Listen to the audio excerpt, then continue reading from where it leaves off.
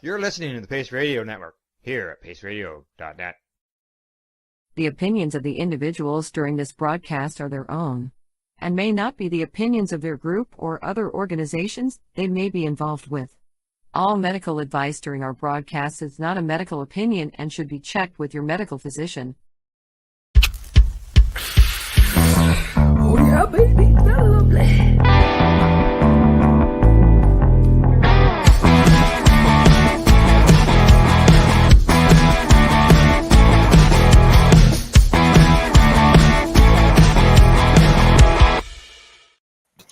Good morning and welcome to Psychedelics and Cannabis Educational News, your Psychedelics and Cannabis Educational News source found here at paceradio.net and cbgtv.com. Good morning, Rev Cindy. How you doing? Good morning, Al. I'm well. How are you? Not too bad, not too bad. Yeah. It's it's that time, just sort of relaxing. Yeah. Waiting till the winter months go away and summer appears. Yes. I am looking forward to summer. I just got word that my van is ready to be picked up. Mind you, I'm not picking it up in this weather, but it's ready to be picked up. So once, we always have a little bit of a thaw before, before we get into the bad weather of February. I'm waiting for that, and then I'm going to go get it. So was it in getting the safety work done on it, or were you getting some work on it? A ton of work done on it, actually. Once I got it home, I got it to a classic VW mechanic who went over it and gave me this 3-page list of things I needed. So he's been collecting the parts and working on it slowly, and it's just ready to go now, and I'm so excited. All right, good stuff. Yeah. Good stuff. Well, let's hope that this one doesn't blow up. Yeah, I don't know. I didn't know how to phrase it, but yeah, for those who don't know, Cindy's last one, it caught on fire. She was driving down the road. Boom. Yeah. What an experience that I hope I never go through again. Yeah, really, big time. I agree. Okay, shall we get started with the news? Absolutely. All right. Here's the first headline. Yeah, coming to us from StratCan, Alberta makes changes to cannabis sampling rules, event sales, and more. Exciting. Alberta Gaming, Liquor, and Cannabis made several updates to the Retail Cannabis Store Handbook and Cannabis Representative Handbook this week, effective immediately. The changes relate to authorizations to sell cannabis at age-gated events, new guidance for cannabis sampling, and cannabis sales between retail stores, among other changes. Ooh. Age-gated events. Ooh. Yeah. Following changes last year when the AGLC began allowing producers to provide product samples to retailers, the provincial agency has now made amendments to its rules to allow samples of packages larger than 3.5 grams. Under the new rules, if a sample product is not available in the 3.5 gram size, the smallest available size of the product may be provided as a sample. Each product may be sampled no more than twice per calendar year. Wow. Yeah, that's nice that they're going to allow them to do that. We need that here in Ontario and the rest of Canada. Because right now here in Ontario, it's just bud tenders that get access to samples at events. Yeah, and if that can be changed, there's a certain festival that might be able to happen the way it kind of sort of used to happen, which would be like, I don't know about you, but I would be absolutely thrilled. Yeah, so would I. Yeah, exactly. Licensed cannabis retailers may also apply to the AGLC for a license extension for the purposes of selling cannabis at a minors prohibited event, entertainment event, or cannabis industry trade show. We got lots of those trade shows in Toronto, I can tell you that. Okay, so the purposes of selling cannabis at a minors prohibited entertainment event. So, outside of, say, a, cannabis event. So we're going to a concert that is 19 or 21 plus, wherever you are. Right. A licensed producer can now, or a store can now go set up there and sell. Yeah, if they have that for that event, yeah, they're allowed to get a license to do that. That's the way I'm reading it. Tent, but it's a cannabis tent. Correct. Yeah. Beer tents are allowed at all events, but the cannabis event would get basically the same idea for adults. It's a start. Like it's the Oh yeah. That's No, that's amazing. good. Yay, That's Alberta. good. Yeah. In addition, cannabis sales between licensed cannabis retailers, regardless of ownership structure, are now permitted in Alberta. The required 120-day wait time between cannabis transfers has also been removed to allow unlimited transfers of cannabis products between licensees owned by the same legal entity. Ooh, another change is that licensed cannabis retailers are now able to apply to the AGLC for a license extension for the purposes of selling cannabis at the entertainment events that we were just talking about, or cannabis industry trade shows. These events must be age gated to preclude minors. Cannabis retailers can now also leave cannabis products in locked display cases overnight rather than having to move the whole caboodle of them to and from locked storage every night and every morning. This means cannabis products must either be stored in a locked showcase in the customer area or in a locked storage room accessible only by the authorized staff. So there you go. Wow. I think that's excellent. It's good to see that. It's all positive news. What's that? I said it's all positive news. Yeah, exactly. That's the way I look at it as well. It's good. It's good for sure. Now I had lost the story, but I found it. We're good to go. So that's something that I hope spreads to all of Canada, and then gets the same equality as like the beer tents. So the beer tents are age gated versus the whole thing. Correct. Yeah. And then the next step is lounges. Yeah. And events that are, or shows, for example, that do allow that are family oriented. Who knows? Maybe they'll go from 10 o'clock till 7 o'clock as family, and then 7 till 10:30 or midnight as an adult only type thing. So there's so many steps, and I'm just excited I'm so excited to see this one. I really hope the rest of Canada catches on. Yeah, same here. All right, on to the next story. The headline. Coming to us from Ganjapreneur. Senate Democrats urge Biden to deschedule cannabis. Yes, exactly. 12 Senate Democrats this week called on the Biden administration to remove cannabis from the Controlled Substances Act in a letter to the Federal Drug Enforcement Administration. According to an NBC report, cannabis has been considered a controlled substance since 1971. The case for removing cannabis from Schedule 1 is overwhelming, the letter argues. The DEA should do so by removing cannabis from the CSA altogether, rather than simply placing it in a lower schedule. Yes. The senators call for the complete removal of cannabis from the federal drug schedule. Comes following a recommendation by the Department of Health and Human Services that cannabis be moved from Schedule 1 to Schedule 3 under the CSA. The DEA has since argued that it should have the final say regarding the federal status of cannabis. The letter, led by Senators Elizabeth Warren and John Fetterman, carries signatures of Senate Majority Leader Chuck Schumer, and 9 other senators. Meanwhile, President Joe Biden stands to see his voter approval ratings potentially increase by up to 11% if he were to follow the HHS recommendation to reschedule the cannabis, according to a recent survey.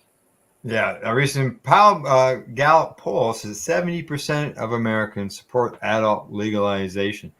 And there's a quote here, too, from a letter. It says that the Biden administration has a window of opportunity to deschedule cannabis that has not existed in decades and should reach the right conclusion consistent with this clear scientific and public health rationale for removing cannabis from Schedule 1 and with the imperative to relieve the burden of current federal cannabis policy on ordinary people and small businesses.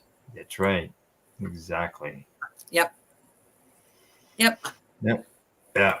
Awesome. Gotta like that. And you know that, and that's, you know, I saw some people online saying that's what the government should do. And I thought, well, you know, it's probably won't get a chance for that in decades. So it's good to see that there's 12. You know, yet again, that's a start. That's a seed that can grow. All right. So, Yep. all right. On to the next story.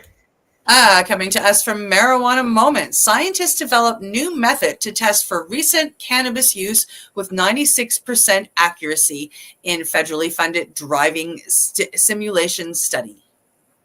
Scientists say they identified an alternative way to test for recent cannabis use that's significantly more accurate than standard THC blood tests that sometimes misrepresent a person's potential impairment, depending on frequently they use cannabis. And they're actively working to build on that research with an expanded study. The initial study, which was funded in part by the National Institute on Drug Abuse and published in the journal Clinical Toxicology, could have key criminal justice implications as police currently rely on basic THC blood tests for evidence of possible intoxication in criminal investigations, such as after car accidents. But as the researchers from the University of Colorado point out, that testing standard can be unreliable, especially for frequent cannabis users. Since THC accumulates and lingers in fat tissue, daily cannabis users may maintain constant elevations of THC in the blood, even long after the psychoactive effects abate. That was Michael Kosnet, and he's an associate adjunct professor and cannabis researcher at the University of Colorado's School of Public Health. And he said this in a press release. A more accurate method of testing for recent cannabis use, the researchers found, is by analyzing the molar metabolite ratio of THC to THC-COOH in the blood. If a person's ratio of the active and inactive metabolites meets or exceeds a 0.18 cutoff point, you can feel pretty confident with a 98% specificity that a person has just used within the last 30 minutes. Huh. So, yeah, that's interesting. So, how do they do that test?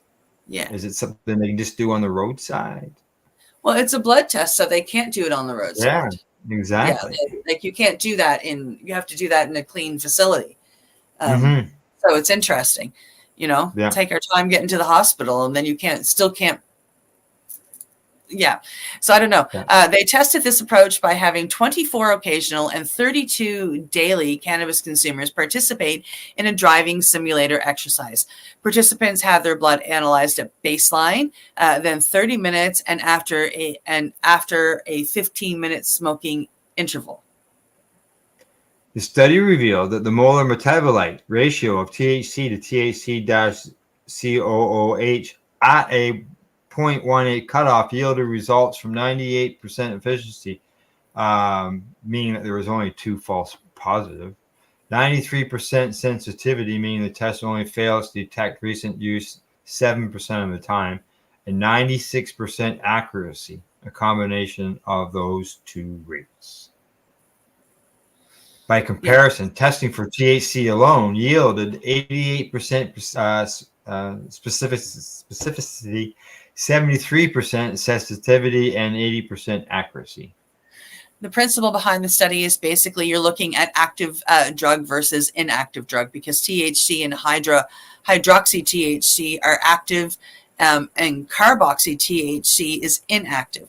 So it makes sense that soon after you smoke cannabis, you're going to have relatively more of the active forms present, Kosnet told Marijuana Moment. As the ratio of active forms to inactive forms decreases, the more likely that the active form present represents the tail end or residual of smoking that occurred many hours ago.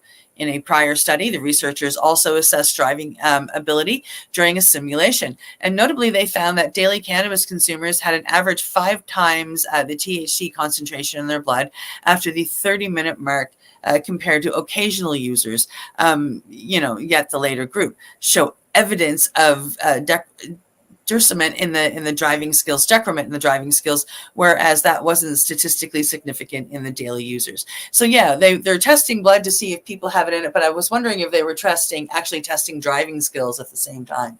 And that's what that show. That's what that mentions there, and it says the daily users weren't. It wasn't as their driving skills weren't affected like the person who only consumes occasionally.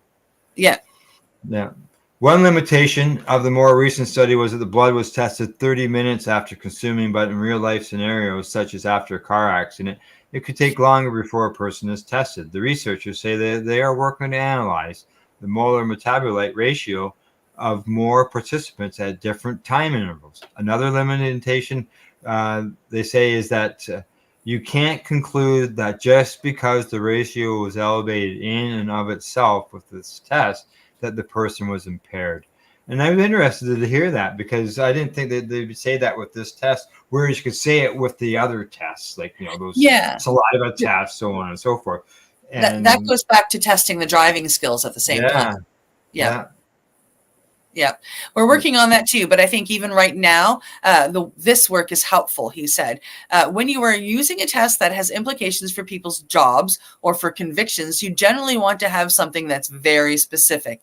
With this test specificity at 98%, we can have high confidence that this isn't a false positive. And that's amazing. Yeah. The researchers said they are currently recruiting a larger pool of participants for follow-up study that will access the molar metabolite ratio at different intervals rather than just the 30-minute mark. They say that they're going to be checking again with a larger data set, which is always better. Well, we're about to watch for that. Yep. Yeah. Yep. All right. Yeah, go ahead. Okay. Yeah, that goes on there quite a bit. So, but it's good to see that, some of their testing showed that daily consumers aren't a threat to the roadways. But and I can see that with the people who don't consume very often, being more impaired versus the daily users. Yep. Oh yeah. Yeah.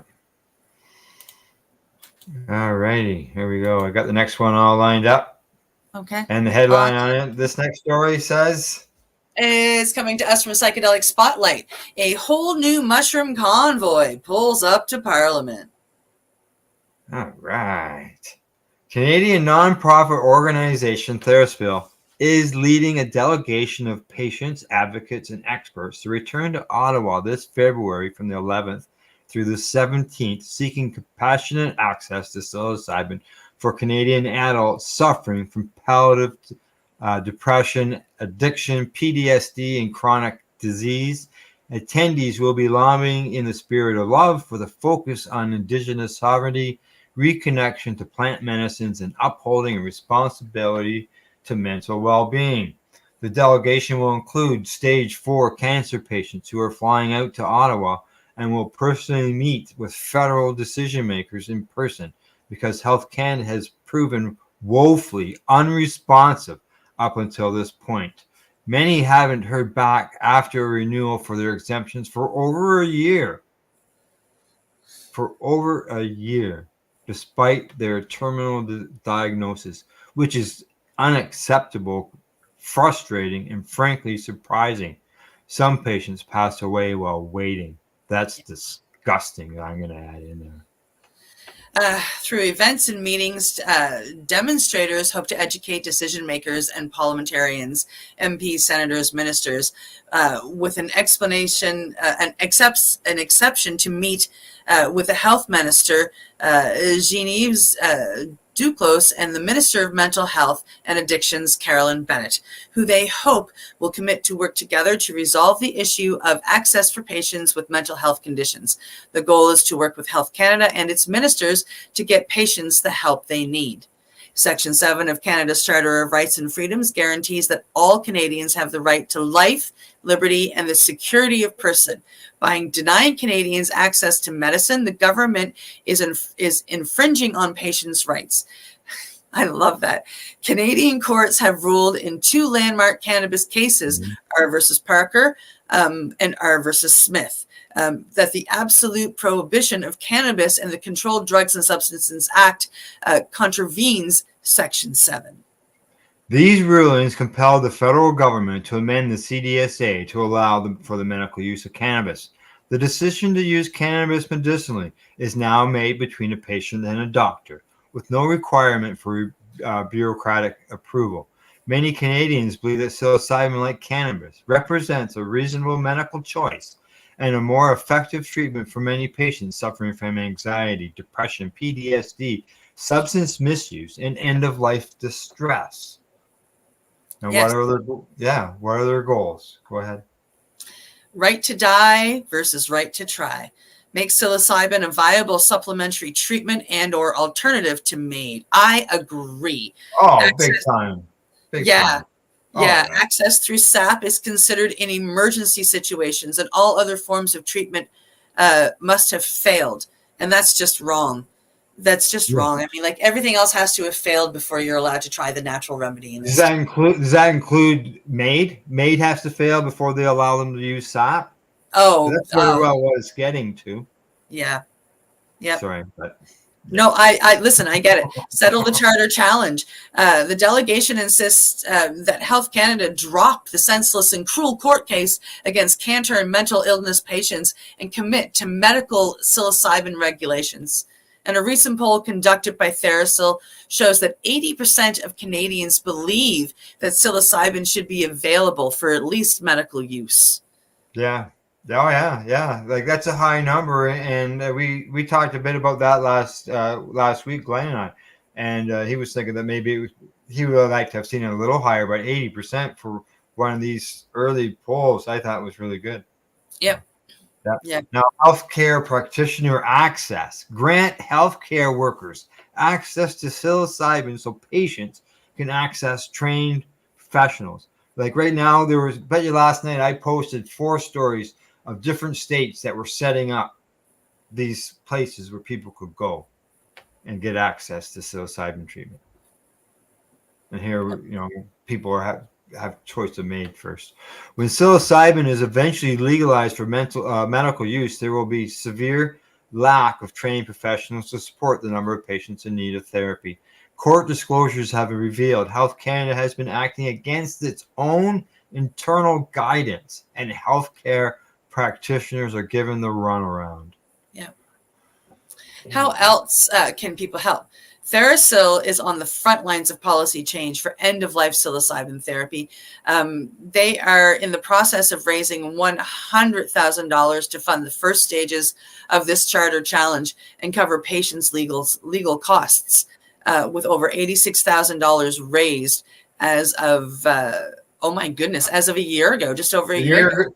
Yeah, a year ago yesterday. Yeah, so 2 days ago, exactly. 2 days ago. So hopefully they're even closer now, which is probably why they are heading to Parliament this month. Yeah, and they're there for now I'm going, I wonder if I can make it to Ottawa in 10 days and join them. And, because this is something near and dear to my heart. Like, I mean, psilocybin has done a lot to help me with my healing, and if you can find somebody that's connected to that, maybe reach out to them for a mushy moment. Yeah.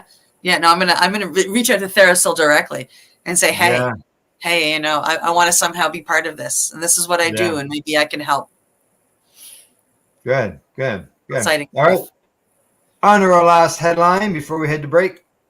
Coming to us from cannabis.net.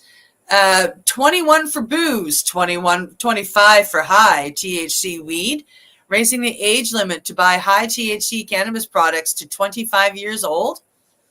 What? In 1996, California made history by becoming the first state to legalize medical cannabis.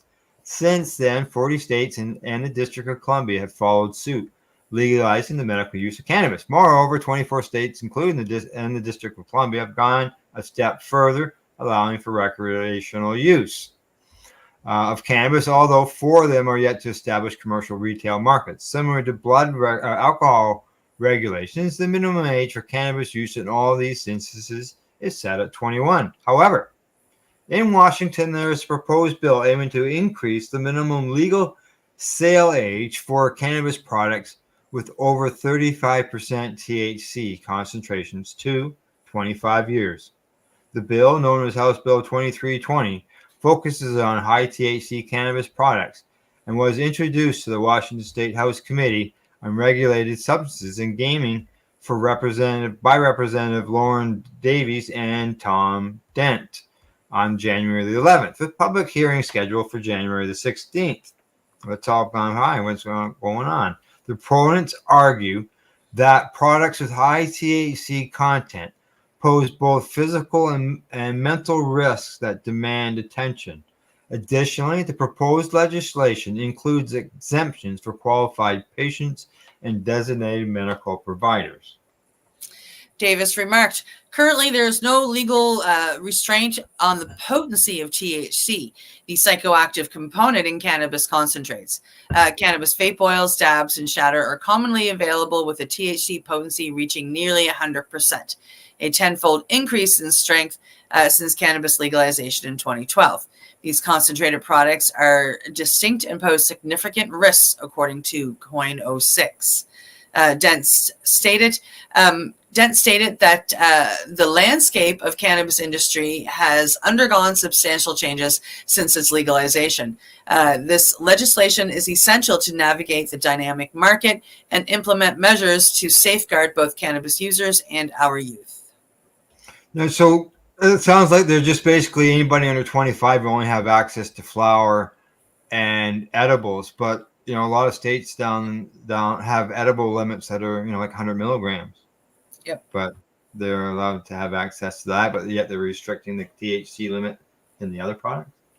Yeah, and when it comes to shatter, concentrates, they are higher because we have taken all of the plant material out of it. It's only So it's telling you that gram, 98% of that gram is THC, and there's only 2% plant material, and that's the big difference, right? All right. As outlined by the Cannabis Business Times back in November 2012, Washington, alongside Colorado, was the pioneering state to legalize cannabis for adult use, commencing sales in 2014, with states allowed the sale of adult use cannabis to individuals 21 and older. Subsequently, 18 additional states have embraced similar legalization measures. However, the proposed bill is ratified, the minimum age for cannabis sales will increase to 25. Advocates for cannabis legalization in the U.S. argue for harmonizing the age limit with that of alcohol sales. Conversely, lawmakers in certain state governments adhere to more conservative perspectives have proposed elevating the cannabis age limit to 25, citing the ongoing development of human brain up to the age of justification. Do they not know that alcohol affects a developing brain? Maybe they need a little bit of education, so they better raise the limit of age limit on the alcohol as well. Yep. Yeah. Alcohol negatively affects the brain no matter what. Yeah. While the brain concludes its growth in size during adolescence, its development and maturation persists until the mid-20s. And it goes on about how things are affected, so on and so forth. And they say that this is because observing human behavior and limited efficiency of current prohibitive measures, or even comparing it to the drinking age, the bill seems unlikely to have a substantial impact other than the further restricting legal markets and force people to the underground. Yeah. Oh, yeah. Oh, yeah. 100%. Yeah. Which is what they were trying to stop in the first place. Right. Yeah. The bill's proponents contend that their rationale is supported by the research conducted by scientists from Washington State University and the University of Washington, relying on a November 2020 report titled Cannabis Concentration and Health Risks. Okay, let's see what the report says.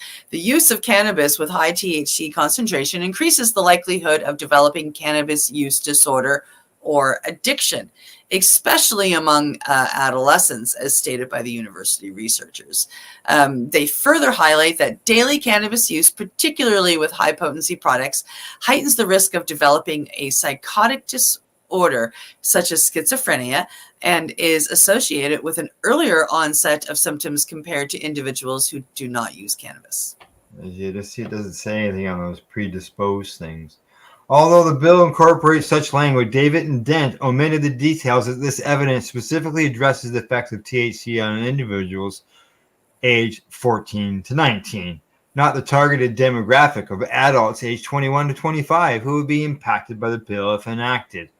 Furthermore, the bill proposes that Washington's Department of Health establish voluntary training programs for retail cannabis staff to educate them on the potential health and safety impacts. Additionally, it mandates the University of Washington's Addictions and Drug and Alcohol Institute to implement guidelines for healthcare providers and patients identified as at risk of severe complications from cannabis use. Uh-huh. Yeah. All right. Well, there you go. Yeah. That's I just stop that there. Go to break. But yeah, that's interesting. With that. Myself, I started consuming cannabis at 13. So. Yeah, I was 14 when I had my first joint. Yeah. And then I became a daily user probably in my early 20s. Yeah. And raising the age to 25 is not going to help whatsoever. No. Nope. All right. Well, let's just go to break, and we'll come back with a different perspective on things. All right, Cindy and I'll be right back. You're watching Psychedelics and Cannabis Education and News here at paceradio.net and cbgtv.com. And I've lost it. There it is. You're listening to the Pace Radio Network here at paceradio.net. When you think of the number of unique products developed in the fields, kitchens, and labs at Legacy 420, it's hard to think that one stands out above the rest. But tell that to the thousands of people who have tried this amazing breakthrough product. This is our Sacred Salve. This is actually our extra strength. It comes in 5 different strengths. It's all natural, all organic. It typically works within 10 to 15 minutes of putting it on. It's good for arthritis, it's good for inflammation, any kind of pain. We're very proud of it. Sacred Salve, so easy to apply, along with soothing relief. To select a strength that's right for you, come in and talk to your trusted partner. Legacy 420 out on your road.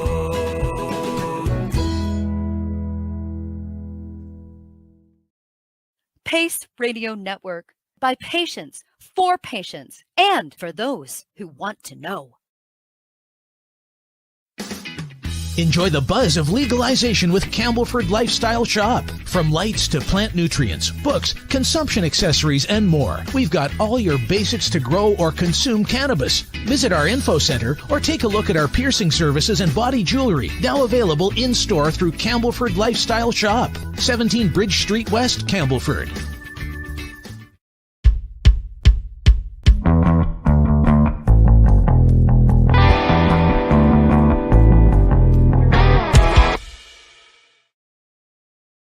Are you a cannabis content creator?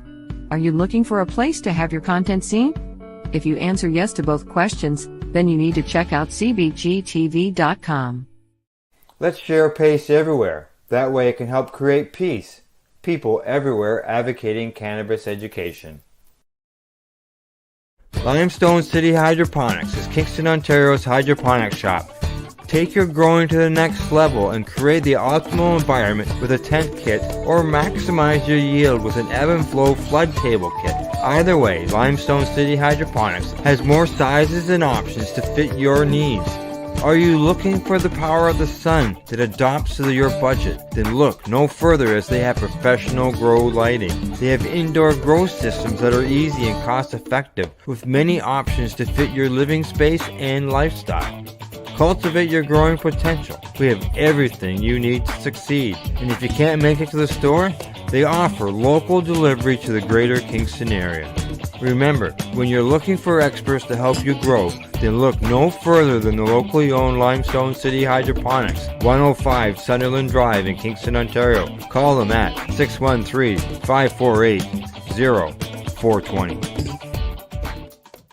You're listening to the Pace Radio Network here at paceradio.net. And we're back from our medication break. Cindy, we got, 4 more stories to go? Yeah.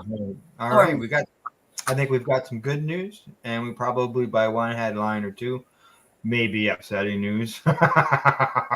But we'll get started. We'll find out. So the first headline after to start the break says, well, it's coming to us from International Cannabis Business Conference. The Czech Republic government's Economic Council recommends regulating cannabis sales. oh, another country. All right. In October 2022, German Health Minister Karl Lauterbach held a press conference and announced details of his legalization measure. The announcement came after many months of discussions between the minister Lauterbach and the European Union. Not long after Minister Lauterbach's announcement, the Czech Republic's anti-drug coordinator, Jindřich Volborough, announced his intention to have his country follow in Germany's cannabis policy modernization footsteps. Yeah, if National Anti-Drug Coordinator proposed plan, I'm not even going to attempt his name. Proposed plan comes into effect in 2024, as he hopes.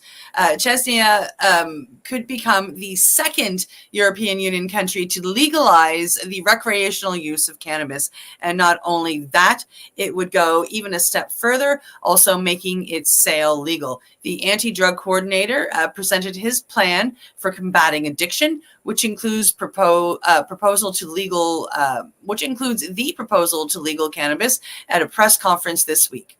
At the moment, there is a political consensus for me to create this proposal for the regulation of cannabis, a substance which is illegal at the moment. We want to regulate it with the help of the market, and we believe that this regulation will be more effective than the current ban. You know what?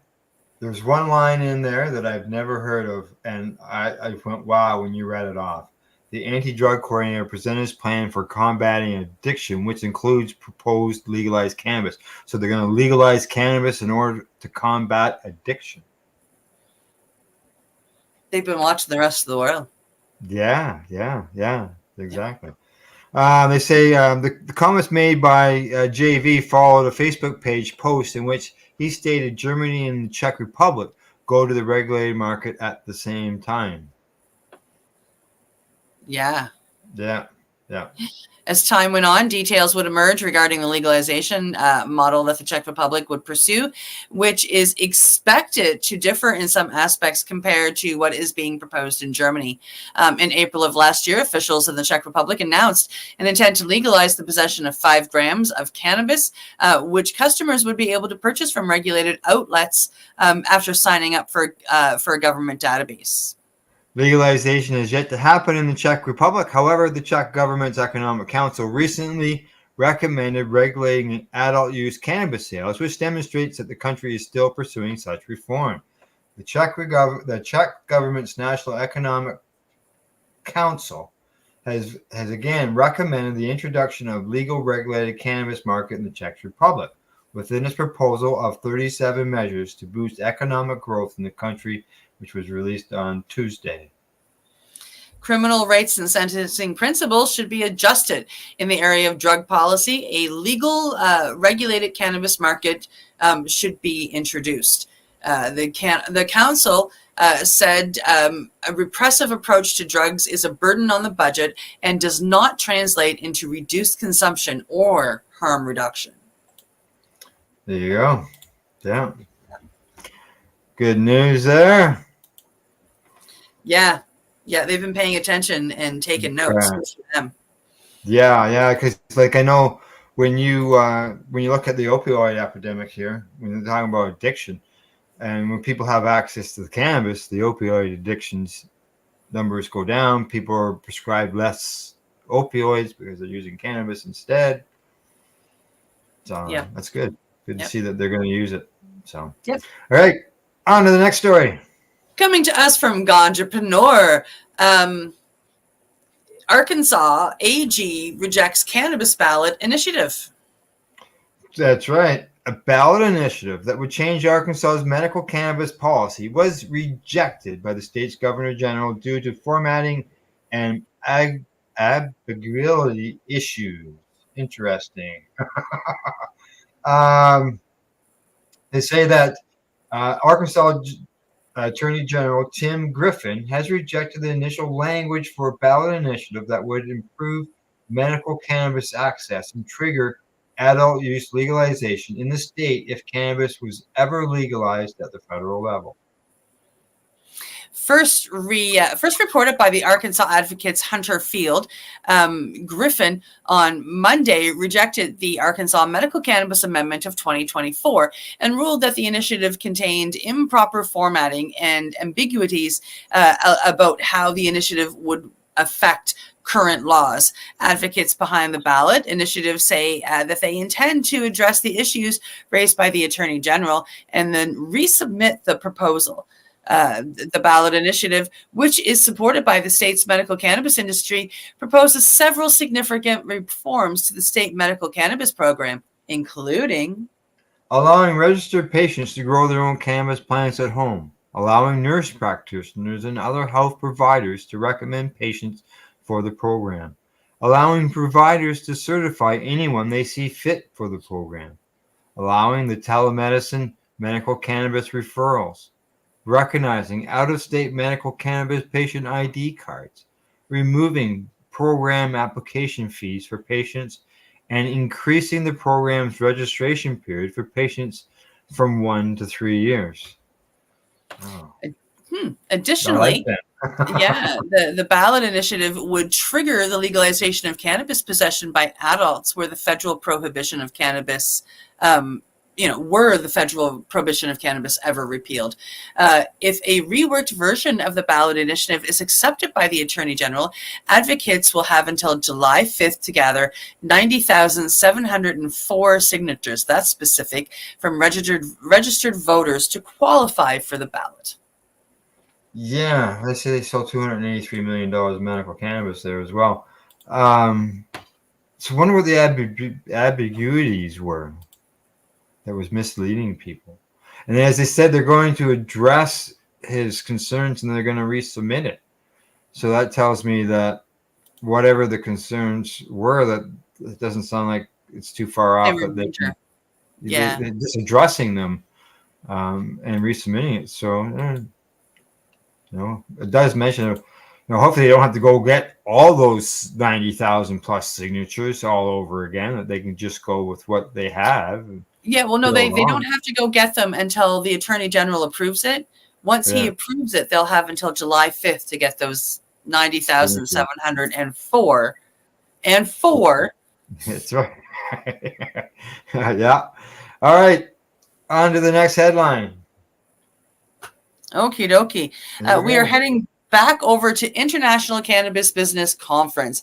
Denmark has not identified any major safety issues with prescribed cannabis. Denmark has conducted a medical cannabis pilot study since 2018 in which select doctors are permitted to prescribe medical cannabis products to suffering patients diagnosed with certain medical conditions. It is not the same as the medical programs in other countries that have adopted nationwide programs, such as what is found in Germany. What is found in Denmark is much more limited. However, it does provide safe access to medical cannabis for the program's participants. Switzerland is an example of a country that has taken a similar approach, but for adult use cannabis commerce. Germany's proposed legalization model that Bundestag members are considering also includes regional adult use cannabis pilot programs. The goal of cannabis pilot programs is to gather research and data at a local level to help national lawmakers and regulators be better suited when crafting laws and rules at a larger level. Denmark recently published recent findings from its medical cannabis pilot program. Despite an increase in the number of prescriptions for cannabis products in 21 and 22, annual reports of adverse reactions decreased by half.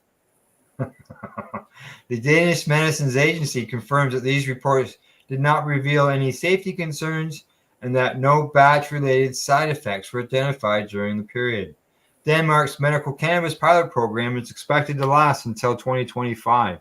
What happens at the end of the pilot program is up in the air right now. However, it would be logical that Denmark's lawmakers would be able to implement a robust nationwide medical cannabis program, relying on the pilot program's research and data for guidance. Medical cannabis legalization was once considered to be a brand new area of public policy. However, with so many nations already having medical cannabis programs successfully in operation, Denmark passing such reform would not be considered to be as big of a leap as it would have been years ago.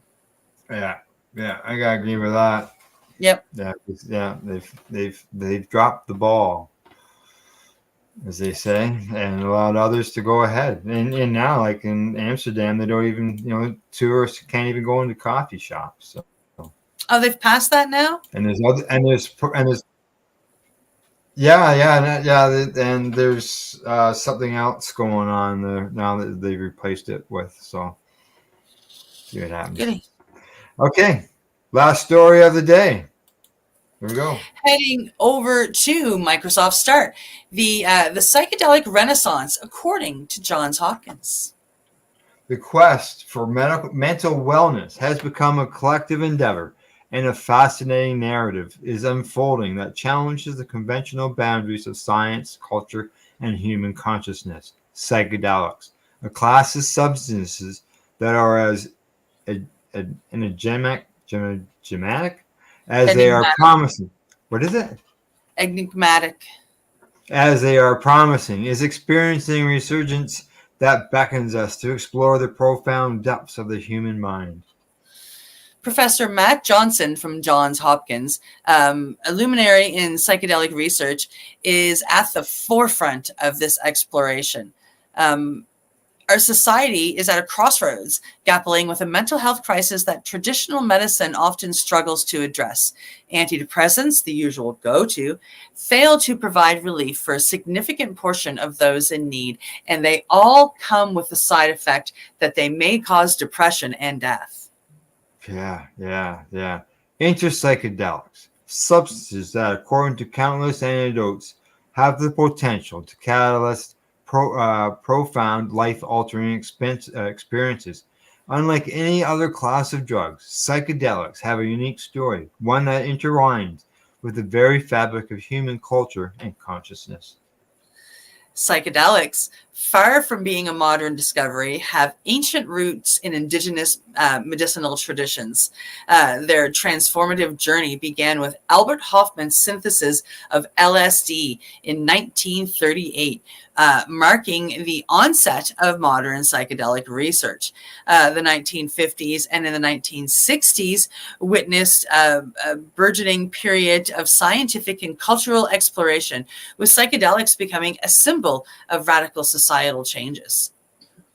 Iconic figures like the Beatles, influenced by these substances, underwent creative evolutions, embedding psychedelics in popular culture. However, this era also sparked a societal backlash, leading to governmental interventions in the 1970s and 80s that severely hampered psychedelic research. Despite the evidence of their limited medical risk and therapeutic potential, this period saw a near halt in psychedelic studies, casting a shadow over their potential benefits and delaying their reintegration into mainstream scientific inquiry. Yeah, that was really sad. After decades of dormancy, psychedelic research is experiencing a significant resurgence, with the scientific community exploring the therapeutic potential of substances like psilocybin. This revival, ongoing since at least 2006, has seen psilocybin, a compound found in magic mushrooms, receive breakthrough therapy designation from the U.S. Food and Drug Administration for major depressive disorder and treatment-resistant depression. Breakthrough. Nice. This new era of research is characterized by a more symptomatic approach, integrating psychedelic treatments into existing psychiatric paradigms. The focus is not only on understanding the substances, but also on redefining the therapeutic process, which involves a set of conditions emphasizing preparation, setting, and integration. This approach ensures that the profound experiences induced by psychedelics are safe, meaningful, and transformative, potentially offering new treatment options for various psychedelic conditions, or psychiatric conditions. Sorry. Psychedelic experiences transcending the boundaries of language are not just random occurrences, but often lead to profound insights and revealed truths. These experiences, as explored in the resurgence of psychedelic research, involve complex interactions between subjectivity, brain function, and behavior. While these substances may not solve the hard problem of consciousness, explaining the emergence of first-person experience, they contribute significantly to understanding the easy problems, such as the relationship between consciousness and brain activity. Psychedelics like LSD and psilocybin induce unusual changes in conscious experience, offering unique insights into the nature of consciousness. This research underscores the importance of epistemic humility in psychedelic studies, while illuminating specific aspects of consciousness, such as perception, affect, and cognition. These profound experiences have led to a redefined understanding of life, suffering, and existence, offering life-changing perspectives. The resurgence of interest in psychedelics isn't without its challenges. The intimate and vulnerable nature of psychedelic therapy necessitates stringent ethical standards and safeguards. The potential for abuse, whether physical or psychological, is a concern that the scientific community is acutely aware of. As research progresses, ensuring the safety and integrity of the participants remain paramount, guiding the path forward for this promising field. The potential for psychedelics to revolutionize our understanding of mental health and consciousness is both exhilarating and humbling. With pioneers like Professor Matt Johnson leading the way, the psychedelic renaissance promises to unfold new chapters in the stories of human wellness, offering hope, insight, and transformation. Oh yeah, things have really changed and excelled. Like 70s, 80s. I was around, right? Yep. How things have changed. Yeah, things have changed greatly when it comes to the psychedelics. As it mentions, everybody was against it in the 70s and 80s, and it was always demonized and that. And now they're finding out all these benefits. It's just blowing everybody away. And who would have thought that it would be for mental health issues versus pain issues, so on and so forth. Yeah, and so effective for mental health. Yeah. issues. Yeah, breakthrough. That's what it said. Breakthrough. Right. Yeah, it's unbelievably effective for mental health issues. I'm walking, talking proof myself. Right. I truly believe in all of these medicines. They're beautiful. Good. Yeah. It's they're obviously making changes, as I mentioned earlier, down through the states. State after state after state is coming up with the psychedelic therapy things for people to be able to access and get the care they need. It's pretty incredible. It is. All right. Anything you want to mention before I sign us off? Oh, I don't think so. Thanks for joining us. We wouldn't be here if it wasn't for you guys. That's right. Exactly. And let's hope you found the broadcast educational, as it's right in our name. Right. Yes. Other than that, from the legacy420.com news desk, that's our news report for February the 1st, the first day of February. Don't forget, 13 more days to Valentine's Day. Thanks to our buds, the Campbellford Lifestyle Shop, legacy420.com, and Limestone City Hydroponics. In closing, thanks for tuning in. But don't forget to educate, medicate, and do not incarcerate. And we got to stand up to stop people from being hung. Talk to y'all later. Bye-bye. You're listening to the Pace Radio Network here at paceradio.net. The opinions of the individuals during this broadcast are their own, and may not be the opinions of their group or other organizations they may be involved with. All medical advice during our broadcast is not a medical opinion and should be checked with your medical physician. When you have a pain that's reached its peak, Legacy for 20, it's so unique. If organic cannabis is what you seek, here's your trusted partner 7 days a week. Suppository salves, vapes and drops, topicals, edibles, infused pop. Just when life seems like it ain't easy, at Legacy 420, enjoy a pop freezy. Lab tested products, make them the GOAT. Legacy 420 out on your road. Legacy 420 in Tyendinaga Mohawk territory. Indigenous organic cannabis at its finest. Enjoy the buzz of legalization with Campbellford Lifestyle Shop. From lights to plant nutrients, books, consumption accessories, and more, we've got all your basics to grow or consume cannabis. Visit our info center or take a look at our piercing services and body jewelry, now available in-store through Campbellford Lifestyle Shop, 17 Bridge Street West, Campbellford. Limestone City Hydroponics is Kingston, Ontario's hydroponics shop. Take your growing to the next level and create the optimal environment with a tent kit, or maximize your yield with an ebb and flow flood table kit. Either way, Limestone City Hydroponics has more sizes and options to fit your needs. Are you looking for the power of the sun that adapts to your budget? Then look no further, as they have professional grow lighting. They have indoor grow systems that are easy and cost effective, with many options to fit your living space and lifestyle. Cultivate your growing potential. We have everything you need to succeed. And if you can't make it to the store, they offer local delivery to the greater Kingston area. Remember, when you're looking for experts to help you grow, then look no further than the locally owned Limestone City Hydroponics, 105 Sunderland Drive in Kingston, Ontario. Call them at 613-548-0420. We are people advocating cannabis education here at paceradio.net.